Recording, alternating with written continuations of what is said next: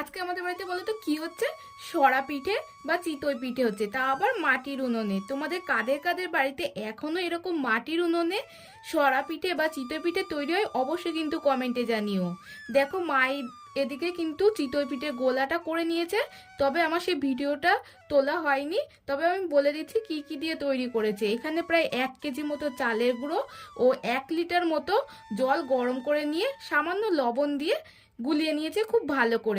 এবার এই সাজার ভেতর গোলাগুলো দিয়ে ঢাকা চাপা দিয়ে 5 মিনিট মতো হতে দিয়েছে। পাশ দিয়ে কিন্তু একটু জলও ছিটিয়ে দেবে, তাহলে কিন্তু চিতই পিঠাগুলো খুবই সুন্দর হবে। আজকে শার্ট আউটে পরিমল পাল বলেছে যে দিদি তুমি ইউটিউব থেকে টাকা পাও। দেখো, ইউটিউবে কিন্তু একটা পলিসি আছে যে 1000 সাবস্ক্রাইবার ও 4000 ঘন্টা ওয়াচ টাইম হলে তবে কিন্তু চ্যানেল মনিটাইজ করতে। আমার কিন্তু এখনো 1000 সাবস্ক্রাইবার হয়নি। দেখো এদিকে আমি সরা পিঠেগুলো খেয়ে দেখলাম, খুবই সুন্দর হয়েছিল। ভিডিওটি ভালো লাগলে অবশ্যই